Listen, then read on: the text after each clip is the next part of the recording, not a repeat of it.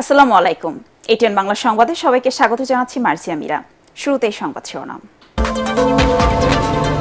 জুলাই আগস্টে গণহত্যা ধামাচাপা দিতে শেখ হাসিনার নির্দেশে সারা দেশে ইন্টারনেট সেবা বন্ধ করা হয়েছিল। জিজ্ঞাসাবাদে সাবেক প্রতিমন্ত্রী পলকের স্বীকারোক্তি। ভোটের তারিখ না দিয়ে প্রধান উপদেষ্টা নির্বাচন সংক্রান্ত বক্তব্য অস্পষ্ট, দাবি বিএনপির। দলগুলোর সাথে আলোচনা করে দ্রুত রোডম্যাপ ঘোষণার আহ্বান।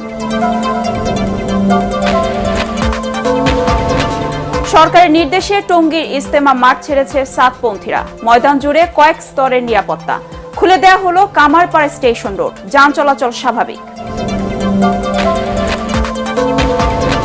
ফেব্রুয়ারিতে আইএমএফ এর ঋণের চতুর্থ কিস্তির $65 কোটি পাবে বাংলাদেশ। অর্থনৈতিক পরিস্থিতিতে উদ্বেগ, দ্রুত উন্নতি করার পরামর্শ। শুনছিলেন সংবাদ শিরোনাম, এবার বিস্তারিত।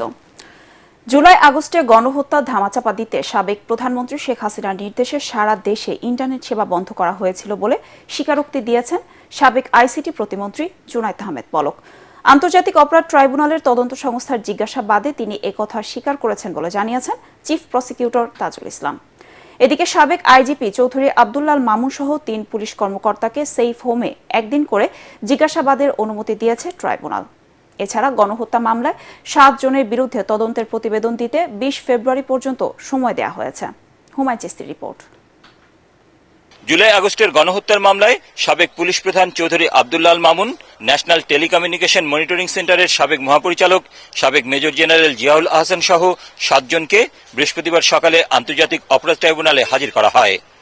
সকাল 9:45টায় কেরানীগঞ্জ ও কাশিমপুর কারাগার থেকে তাদের ট্রাইব্যুনালে আনা হয়। গণহত্যা মামলার তদন্ত প্রতিবেদন জমা দেওয়ার দিন ধার্য করা থাকলেও শুনানিতে প্রসিকিউশন টিম তদন্ত শেষ করতে 2 মাসের সময় বাড়ানোর আবেদন সহ সাবেক আইজিপি মামুন সহ 3 পুলিশ কর্মকর্তাকে জিজ্ঞাসাবাদের অনুমতি প্রার্থনা করেন।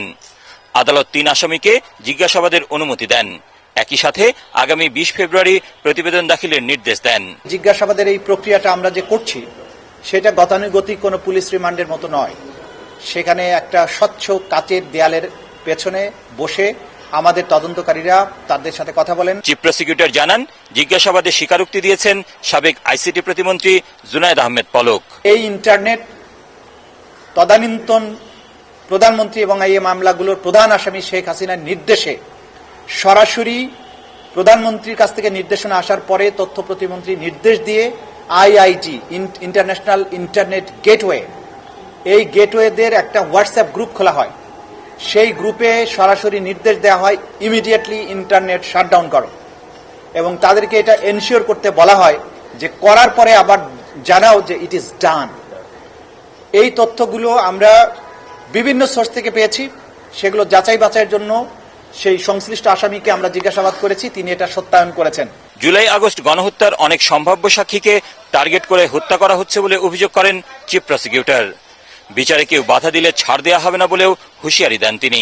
জুলাই আগস্টে যে গণহত্যা হয়েছে, তার আগে যে সমস্ত গুম খুন সহ অপরাধ হয়েছে, সেগুলোর বিচার সম্পূর্ণ নিরপেক্ষ এবং আন্তর্জাতিক স্ট্যান্ডার্ড অনুযায়ী এই বাংলাদেশের মাটিতে অনুষ্ঠিত হবে। এই ব্যাপারে আপনারা নিশ্চিন্ত থাকুন। এদিকে ট্রাইব্যুনালের বিচারের বৈধতা নিয়ে আবেদন করেছেন সাবেক সেনা কর্মকর্তা জিয়াউল আহসান। এ বিষয়ে শুনানি হবে 20 জানুয়ারি। হুমায়ুন চিস্তি, এটিএন বাংলা, ঢাকা। ভোটের তারিখ উল্লেখ না করে প্রধান উপদেষ্টা নির্বাচন সংক্রান্ত বক্তব্য একেবারে অস্পষ্ট বলে দাবি করেছেন বিএনপি মহাসচিব মির্জা ফখরুল ইসলাম আলমগীর। সকালে চেয়ারপারসনের গুলশান কার্যালয়ে সংবাদ সম্মেলনে তিনি বলেন, প্রধান উপদেষ্টা ও তার প্রেস সচিবের বক্তব্য পরস্পর বিরোধী ও সাংঘর্ষিক। রাজনৈতিক দল ও অন্যান্য অংশীজনের সাথে আলোচনা করে দ্রুত নির্বাচনের তারিখ দেওয়ার আহ্বান জানান মির্জা ফখরুল। আরও জানাচ্ছেন কামরুজ্জামান রাজীব। চেয়ারপারসনের গুলশান কার্যালয়ে দলের সর্বোচ্চ নীতি নির্ধারণী ফোরাম স্থায়ী কমিটির বৈঠক পরবর্তী সংবাদ সম্মেলনে সাংবাদিকদের মুখোমুখি হন বিএনপি মহাসচিব মির্জা ফখরুল ইসলাম আলমগীর। তিনি জানান, বিএনপি মনে করে প্রধান উপদেষ্টা জাতির উদ্দেশ্যে তার বক্তব্যে নির্বাচনের সম্ভাব্য সময়ের কথা বললেও রোডম্যাপ সম্পর্কে সুনির্দিষ্ট দিক নির্দেশনা দেননি। সময়সীমা নিয়ে ডক্টর ইউনূস ও তার প্রেস সচিবের বক্তব্য সাংঘর্ষিক দাবি করে মির্জা ফখরুল বলেন, জনগণ এ বিষয়ে সুনির্দিষ্ট বক্তব্য প্রত্যাশা করে।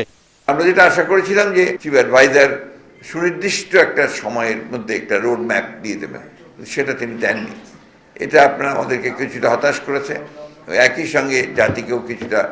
আর তারপরে তার প্রেস সচিব যে কথা বলেছেন, এই কথাটা আবার সাংঘর্ষিক কথা হয়ে গেছে। 25-এর শেষের দিকে অথবা আপনার 26-এর প্রথম দিকে চিফ অ্যাডভাইজার বলেছিলেন, আর উনি বলছেন যে জুনের মধ্যে নির্বাচন হবে। তো এক্স্যাক্টলি আমরা বুঝতে পারছি না যে কোনটা সঠিক। তিনি বলেন, যেহেতু নতুন নির্বাচন কমিশন গঠন হয়ে গেছে, এখন ভোট বিলম্বের প্রয়োজন নেই। নির্বাচন কেন্দ্রিক সংস্কার করে দ্রুত নির্বাচন সম্পন্ন করা উচিত। ইলেকশন কমিশন গঠন হয়ে গেছে, সুতরাং ইলেকশন পরিচালনা করবার, কন্ডাক্ট করবার জন্য তার প্রস্তুতি নেওয়ার তো সেই ধরনের আর কোনো প্রবলেম তো নাই। সুতরাং অতি দ্রুত সেটা করা সম্ভব। নির্বাচনের সুনির্দিষ্ট সময়ে রাজনৈতিক দল ও অন্যান্য অংশীদারের সঙ্গে আলোচনার মাধ্যমে নির্ধারণ করা উচিত। সংবিধানের ৫ম সংশোধনী সংক্রান্ত হাইকোর্টের রায়কে স্বাগত জানিয়ে বিএনপি মহাসচিব বলেন, এ রায়ে প্রতিষ্ঠিত হয়েছে নির্বাচিত সংসদই সংবিধান সংশোধনের উপযুক্ত ফোরাম। কামরুজ্জামান রাজীব, এটিএন বাংলা, ঢাকা।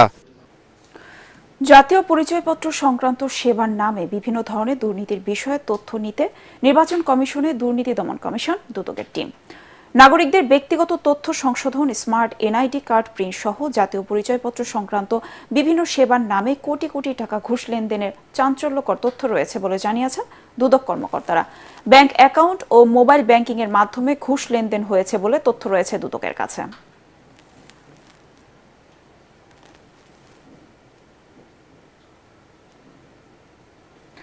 সরকারের নির্দেশনা মেনে রাতেই টঙ্গীর ইজতেমা মাঠ ছেড়েছে মাওলানা সাদের অনুসারীরা। অবকাঠামো ও মালসামানা রক্ষণাবেক্ষণের জন্য শুধুমাত্র জুবায়েরপন্থী ৫ শতাধিক সাথী অবস্থান করছেন ময়দানে। এদিকে কাল থেকে বন্ধ থাকা টঙ্গীর কামারপাড়ি স্টেশন রোড বেলা ১১টা নাগাদ যান চলাচলের জন্য খুলে দিয়েছে আইন শৃঙ্খলা বাহিনী। পুলিশ জানায়, গতকাল তাবলিগের দুপক্ষের সংঘর্ষে হতাহতের ঘটনা এখন পর্যন্ত কোনো মামলা হয়নি। টঙ্গীর ইজতেমার ময়দান থেকে ফিরে আরও জানাচ্ছেন মুশফিক রহমান। তাবলিগ জামাতের দুপক্ষের সংঘর্ষের পর সরকারের নির্দেশে বুধবার রাত ৮টার মধ্যেই টঙ্গীর ইজতেমা ময়দান ছাড়েন সাদপন্থী সহ সকল মুসল্লি। তবে অবকাঠামো রক্ষণাবেক্ষণের জন্য জুবায়েরপন্থী ৫০০ জনকে ময়দানে অবস্থানের অনুমতি দেওয়া হয়। আসলে আমরা এখানে কোনো মাঠ দখল করার কিছু নাই আমাদের। এখানে আমরা আসছি, আমাদের মালগুলা যেই করছে, ক্ষতি করছে, এই মালগুলাকে আমরা হেফাজত করার জন্য আসছি। উপদেষ্টা থেকে বলছে যে ৫০০ লোক এসে আপনারা ওনাদের আর্মিদের কাছ থেকে বুঝে নেন। এদিকে সংঘর্ষের পর থেকে টঙ্গীর কামারপাড়া স্টেশন রোড এলাকায় যান চলাচল বন্ধ রাখেন আইন শৃঙ্খলা রক্ষাকারী বাহিনী। ফলে দুর্ভোগে পড়েন স্থানীয় ব্যবসায়ী ও কর্মজীবী মানুষ। আমরা সবসময় এই রাস্তা ব্যবহার করি বলতে আমি গাড়ির কাজ করি, এখানে যাইতেছি, মানে গাড়ি সামান আনা লাগে, এখন বলতেছে আবার যাওয়া যাবে না। আমাদের কমলের ব্যবসা, আমাদের দোকান বন্ধ, যাইতে পারি না, আর আটকা দিতেছে।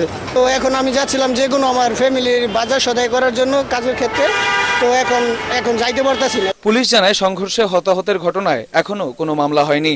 কেউ মামলা করতে চাইলে সর্বাত্মক সহযোগিতার কথাও জানান তারা। তাদের পরিবারের পক্ষ থেকে কেউ আমাদের কাছে মানে আইনগত সহায়তার জন্য কোনো অভিযোগ নিয়ে আসেনি। এদিকে বেলা ১১টায় ১৪৪ ধারা তুলে নিলে যান চলাচল স্বাভাবিক হয়। মুশফিক রহমান, এটিএন বাংলা, টঙ্গী, গাজীপুর। আগামী ফেব্রুয়ারিতে আইএমএফ এর ঋণের চতুর্থ কিস্তি $৬৫ কোটি পাবে বাংলাদেশ। অতিরিক্ত আরও $৭৫ কোটি দিতেও রাজি আর্থিক ঋণদানকারী সংস্থাটি। 18 অক্টোবর পর্যন্ত বিভিন্ন ক্ষেত্রে পর্যালোচনা শেষে এসব জানান আইএমএফ এর প্রধান ক্রিস পাপারজিও।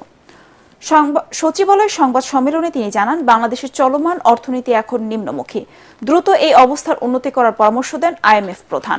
আইএমএফ এর রাজনৈতিক কোনো এজেন্ডা নেই উল্লেখ করে তিনি বলেন, তারা যে কোনো সরকারের সাথে কাজ করতে প্রস্তুত। এছাড়া অর্থনীতির উন্নয়ন ও ব্যাংকিং সেক্টর ঘুরে দাঁড়াতে বেশ কিছু পরামর্শ দেন Chris পাপারজিও। That is not as encouraging. We see, for example, growth being reduced. Our projection for FY25 in this previous review, it was around 6.6%. And now it's only 3.8%. That is a very big marker of how we see the economy slowing down. নতুন ড্যাপের কারণে আবাসন খাত মুখ থুবড়ে পড়েছে বলে অভিযোগ করেছে আবাসন নির্মাণকারী প্রতিষ্ঠানগুলোর সংগঠন রিহ্যাব। আবাসন মেলা 2024 উপলক্ষে রাজধানীর সিরডাপে আয়োজিত সংবাদ সম্মেলনে রিহাব সভাপতি আরও বলেন, ড্যাব অনুযায়ী রাজধানীর বিভিন্ন এলাকার ভবনে উচ্চতা কমানো হলেও সরকারি প্রকল্প এবং কিছু এলাকায় অপরিবর্তিত রাখা হয়েছে সংবিধান পরিপন্থী ও বৈষম্যমূলক। এজন্যই ড্যাবের সংশোধন জরুরি। সংবাদ সম্মেলনে রিহাব সভাপতি বলেন, ব্যক্তি এবং বাণিজ্যিক খাতে চাহিদা থাকলেও নতুন বৈষম্যমূলক ড্যাবের কারণে আবাসনের যোগান কমেছে। এ অবস্থায় আবাসন খাতে গতি আনতে ড্যাব সংশোধনের দাবি জানান তিনি। সংবাদ সম্মেলনে জানানো হয়, আগামী 23 থেকে 27 ডিসেম্বর পর্যন্ত রাজধানীর আগারগাঁও বিআইসিসি মিলনায়তনে অনুষ্ঠিত হবে রিহ্যাব মেলা।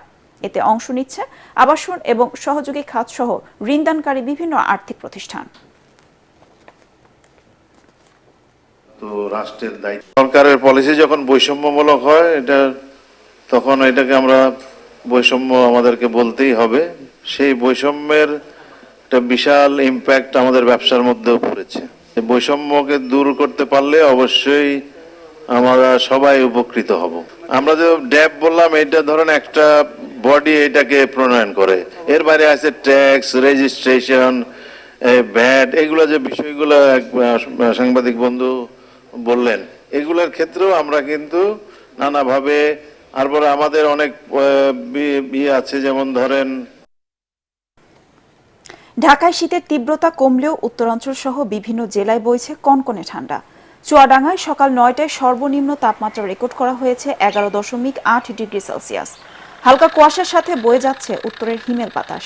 এ কারণে জনদুর্ভোগ বেড়েছে। বেলা বাড়ার সাথে সাথে রোদ উকি দিলেও উষ্ণতা ছড়াতে পারছে না। হাসপাতালে বেড়েই চলেছে শীতজনিত রোগীর সংখ্যা। এদিকে পৌষের শীত আর কুয়াশার দাপটে সীমান্তবর্তী জেলা শেরপুরের স্বাভাবিক জীবনযাত্রার ছন্দপতন ঘটছে। উত্তরের কনকনে বাতাসে বেড়েছে শীতের তীব্রতা। সন্ধ্যার পর থেকে পরদিন সকাল পর্যন্ত বৃষ্টির মতো ঝরছে কুয়াশা। বগুড়া 6 আসনের সাবেক সংসদ সদস্য ও 13 মামলার আসামি রাগিবুল হাসান রিপুকে গ্রেফতার করেছে র্যাব। আইন ও গণমাধ্যম শাখার পরিচালক লেফটেন্যান্ট কর্নেল মুনিম ফেরদৌস জানান, নেত্রকোনার মোহনগঞ্জ পৌর এলাকায় এতদিন আত্মগোপনে ছিলেন রাগিবুল হাসান রিপু। গোয়েন্দা তথ্যের ভিত্তিতে তাকে গতরাতে র্যাব 14 এর একটি দল গ্রেফতার করে। 2023 সালের 1 ফেব্রুয়ারি বগুড়া 6 সদর আসনের উপনির্বাচনে বিজয়ী হয়ে সংসদ সদস্য নির্বাচিত হন তিনি। তড়িঘড়ি কিংবা ঢিলেমি নয়, সংস্কার হবে সবার মতামত নিয়ে। রাজধানীর তোপখানা রোডে সংবাদ সম্মেলনে নাগরিক ঐক্যের সভাপতি মাহমুদুর রহমান মান্না একথা বলেন। তিনি বলেন, 13টি সংস্কার কমিশন কাজ করছে, তবে তারা কতটা সংস্কার করবেন এবং এর গতি কেমন হবে তাও সরকারকে দেখতে হবে। এ সময় সিন্ডিকেট ভেঙে নিত্য প্রয়োজনীয় পণ্যের দাম নিয়ন্ত্রণে আনা এখন সময়ের দাবি বলেও জানান নেতারা।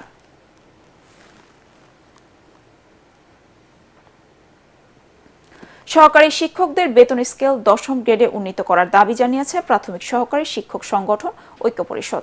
জাতীয় প্রেস ক্লাবের সংবাদ সম্মেলনে এই দাবি জানান শিক্ষকরা। আগামী 9 জানুয়ারির মধ্যে দাবি না মানলে বিভাগীয় পর্যায়ে বিক্ষোভ সমাবেশ করার হুঁশিয়ারি দেন তারা। এ সময় সহকারী শিক্ষকের শূন্য পদ ও শতভাগ পদোন্নতি, সহকারী প্রধান শিক্ষকের পদ বাতিল সহ 5 দফা দাবি জানান শিক্ষকরা। গণস্বাস্থ্য কেন্দ্রের বর্তমান পরিস্থিতি, প্রতিষ্ঠাতা ও নিবন্ধিত ট্রাস্টিদের রাষ্ট্রযন্ত্র ব্যবহার করে হয়রানি প্রতিবাদ জানিয়েছে গণস্বাস্থ্য কেন্দ্র।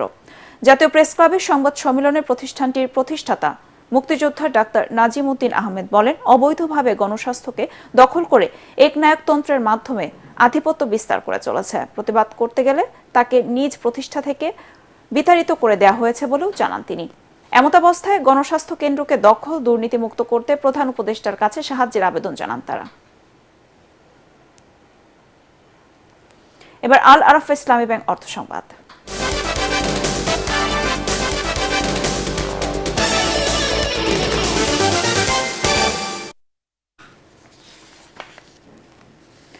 ড্রাগন ফলের আকার বাড়াতে ব্যবহার করা হচ্ছে বিষাক্ত রাসায়নিক। নাটোর জেলার বিভিন্ন বাগানে এই রাসায়নিক সার ব্যবহার হচ্ছে। চাষিদের অতি মুনাফার লোভে হুমকির মুখে পড়ছে জনস্বাস্থ্য। এসব ফল খেলে মানবদেহের মারাত্মক ক্ষতি হতে পারে বলে আশঙ্কা বিশেষজ্ঞদের। নাটোর থেকে জুলফিকার হায়দার জোসেফের রিপোর্ট, জানাচ্ছেন মিজান শাহজাহান। ড্রাগন গাছে ফল আসার 15 থেকে 18 দিনের মাথায় সবুজ ফলে স্প্রে করা হচ্ছে ড্রাগন টনিক নামের রাসায়নিক। জাত ভেদে এক একটি ড্রাগনের ওজন হওয়ার কথা 200 থেকে 500 গ্রাম পর্যন্ত, কিন্তু হরমোন স্প্রে করার পর সেই ফলের আকৃতি হয়ে যায় 700 গ্রাম থেকে 1.5 কেজি পর্যন্ত। আবার হরমোন দেয়া ফল গাছে রাখা যায় নির্ধারিত সময়ের চেয়ে অন্তত 1 সপ্তাহ বেশি, ফলে বেশি লাভের আশায় সেই পথেই হাঁটছেন ফল চাষিরা। আগে তো আমরা ন্যাচারাল ফল চাষ করছি, তাতে ফলের উৎপাদন কম হয়েছে, দামও ভালো পাইতাম। আমাদের দেশে ন্যাচারাল ড্রাগন উৎপাদন আমরা যারা কয়েকদিন গুটি কয়েক কিছু করছি, আমরা কিন্তু টিকে থাকতে পারছি না। ভারত থেকে চোরাই পথে আসছে বিষাক্ত কীটনাশক ড্রাগন টনিক। অসাধু বাগান মালিকদের হাত ঘুরে স্প্রে করা ড্রাগন ফল যাচ্ছে পাইকারি ও খুচরা ব্যবসায়ীদের হাতে। টনিক ড্রাগন হলো 120 থেকে শুরু করে 90 টাকা পর্যন্ত বেচাকেনা করলাম, আর যে ন্যাচারাল লালগুলো লোকাল যেগুলো ছিল ওগুলো বিক্রি করেছি 200 টাকা 220 টাকা। রাসায়নিক ব্যবহার করা এসব ড্রাগন ফল স্বাস্থ্যের জন্য ক্ষতিকর বলে জানিয়েছেন কৃষিবিদরা। ফল খেয়ে শরীরে যাতে ক্ষতিকর প্রভাব না পড়ে সে ব্যাপারে সবাইকে সতর্ক থাকার তাগিদ তাদের। এই টনিকটা আমাদের সীমান্ত এলাকায় কিছু অসাধু ব্যবসায়ী সারা দেশব্যাপী বাজারজাত করছে, এবং আমাদের কিছু অতি মুনাফালোভী চাষি ভাইয়েরা এই টনিক ব্যবহার করে ড্রাগন উৎপাদন করছে। এই ড্রাগন খাওয়া আমাদের শরীরের জন্য অত্যন্ত ক্ষতিকর। জনস্বাস্থ্যের জন্য ক্ষতিকর এসব রাসায়নিকের ব্যবহার বন্ধ ও অবৈধ পথে দেশে ঢুকতে না পারে সে ব্যাপারে সরকার কঠোর পদক্ষেপ নেবে, এমনটাই প্রত্যাশা ভোক্তাদের। Bureau report, ATN Bangla. চলতি শীত মৌসুমে এ পর্যন্ত নিপা ভাইরাসে আক্রান্ত হয়ে দেশে 5 জনের মৃত্যু হয়েছে বলে জানিয়েছে সরকারের রোগতত্ত্ব, রোগ নিয়ন্ত্রণ ও গবেষণা ইনস্টিটিউট IDCR। আগামী এপ্রিল পর্যন্ত নিপা ভাইরাসের মৌসুম চলবে জানিয়ে সামনে এতে আক্রান্তের সংখ্যা আরও বাড়ারও শঙ্কা করছে সংস্থাটি। এজন্য শীত মৌসুমে কোনো অবস্থাতে গাছ থেকে নামিয়ে কাঁচা খেজুরের রস পান না করতে দেশবাসীর প্রতি আহ্বান জানিয়েছেন ইনস্টিটিউটের পরিচালক ডাক্তার তাহমিনা শিরিন। তিনি বলেছেন, নিপা ভাইরাসের মৃত্যুর হার 71%। কেউ বেঁচে ফিরলে মস্তিষ্কের নানা সমস্যার কারণে বিকলাঙ্গ হয়ে যান। তাই ভাইরাসটির প্রতিরোধে সচেতনতার কোনো বিকল্প নেই।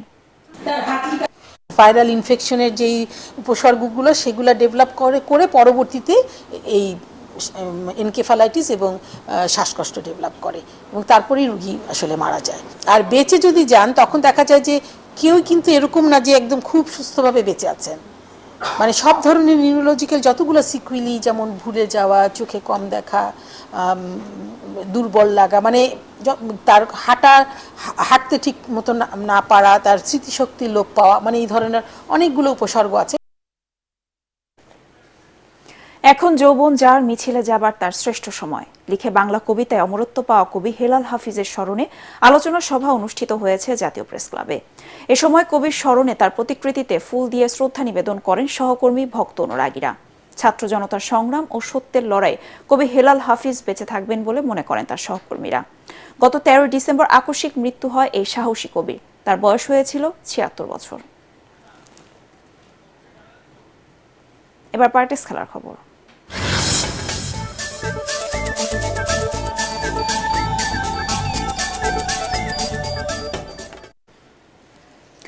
টি-20 সিরিজের স্বাগতিক ওয়েস্ট ইন্ডিজকে হোয়াইট ওয়াশ করার লক্ষ্য বাংলাদেশের। তবে টাইগারদের জন্য ক্যারিবিয়ান সফরটা অম্লমধুর বলা যায়।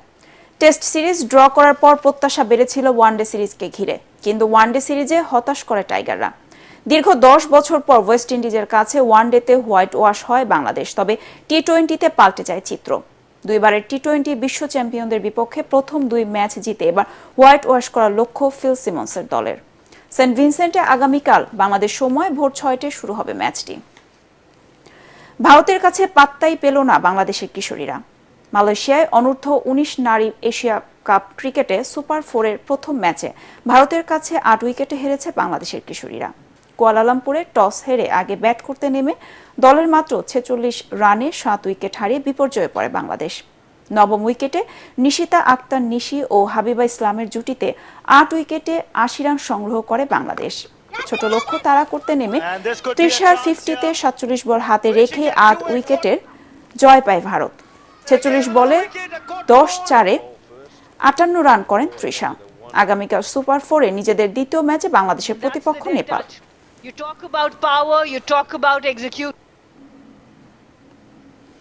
এসিএল ক্রিকেটে সিলেটকে ২৬ রানে হারিয়েছে রাজশাহী। সিলেটের ইন্টারন্যাশনাল ক্রিকেট স্টেডিয়ামে প্রথমে ব্যাটিং করে ৮ উইকেটে ১৮১ রান সংগ্রহ করে রাজশাহী।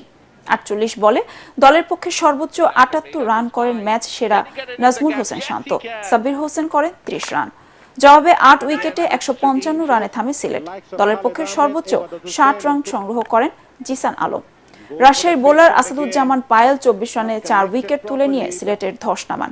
অন্য ম্যাচে চট্টগ্রামকে ১৭ রানে হারিয়ে ৭ ম্যাচে ১৪ পয়েন্ট নিয়ে লিগ টেবিলের শীর্ষস্থান ধরে রেখেছে ঢাকা মেট্রো। শেষ করার আগে সংবাদ শিরোনাম আরেকবার। জুলাই আগস্টে গণহত্যা ধামাচাপা দিতে শেখ হাসিনার নির্দেশে সারা দেশে ইন্টারনেট সেবা বন্ধ করা হয়েছিল। জিজ্ঞাসাবাদের সাবেক প্রতিমন্ত্রী পলকের স্বীকারোক্তি। ভোটের তারিখ না দিয়ে প্রধান উপদেষ্টা নির্বাচন সংক্রান্ত বক্তব্য অস্পষ্ট দাবি বিএনপির। দলগুলোর সাথে আলোচনা করে দ্রুত রোডম্যাপ ঘোষণার আহ্বান। সরকারি নির্দেশে টঙ্গীর ইজতেমা মাঠ ছেড়েছে সাতপন্থীরা। ময়দান জুড়ে কয়েক স্তরের নিরাপত্তা। খুলে দেওয়া হলো কামারপাড়া স্টেশন রোড। যান চলাচল স্বাভাবিক। ফেব্রুয়ারিতে আইএমএফ এর ঋণের চতুর্থ কিস্তির $৬৫ কোটি পাবে বাংলাদেশ। অর্থনৈতিক পরিস্থিতিতে উদ্বেগ, দ্রুত উন্নতি করার পরামর্শ।